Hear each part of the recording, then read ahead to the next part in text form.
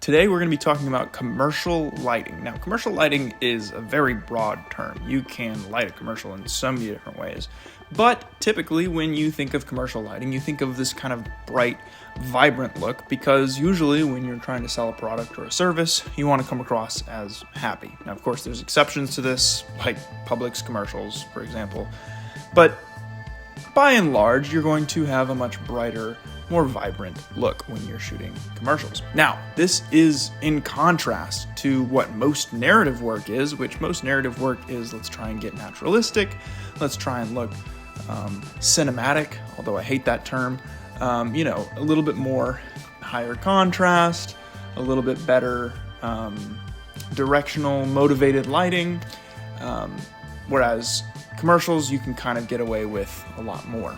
Personally, I don't love this look. I don't usually go for it, but I also have been kind of trained under narrative lighting, so I'm trying to branch out today and do a little bit more with commercial. So today you can see we are in a living room.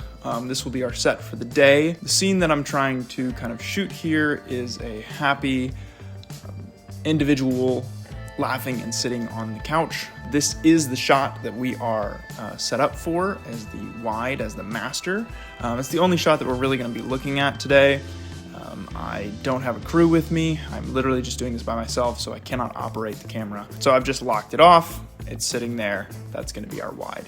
Today's setup is actually really simple. If you look over here, all I have is a Nanlite FS200B bouncing into a bounce card, and that's giving a nice soft look on my face. That's set at about 6100 Kelvin. And you might be wondering, why is it not at 5600?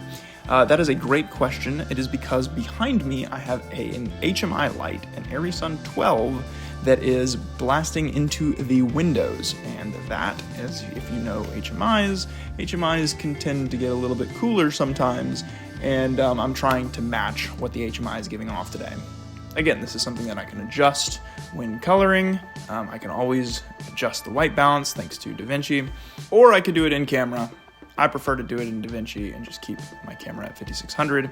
But again, that's your prerogative, whatever you want to do. Now again, as I said before, we have the HMI behind me. That HMI is up on a high roller stand, and it is hitting into the windows. Now, you might be noticing the back here behind me is pretty blown out. It's pretty bright. Now that is, again, intentional. I had thought about bringing in a haze machine and creating a little bit of haze, but I figured that leans too much into the dramatic look, and again, is not the look that we're going for today. Let's take a look at where we started on the base level with no lights. So as you can see, it is pretty dark. I could adjust my camera. It still doesn't really matter because the windows are going to be significantly brighter and more blown out than the subject, and it just looks terrible. Now, to get to where I am, I can start by doing one of two things. I can either add the HMI or I can add the Nanlite. Let's take a look at what both of those do. So if I just add the Nanlite, you can see here, it looks okay, but now my face feels overlit. You can clearly tell there is a light there. Now, this is not necessarily bad in commercial lighting, but it's a little bit too distracting. Okay, now let's add the HMI and take down the Nanlite. So as you can see, it looks very dramatic, but a little bit too dark on the subject's face. This could look interesting if we added some haze. Again, I'm not doing that today. It could look interesting. I didn't really try it. It definitely would help the look, but again, not the look we're going for today. Okay, now let's go back to both lights. So as you can see, I am relatively well balanced. The key light on my face is not overpowering, it's not overbearing, and the HMI in the back is giving some nice backlight and is blowing out the windows, but in a nice even way. You can also see that it's adding kind of this texture on the couch here.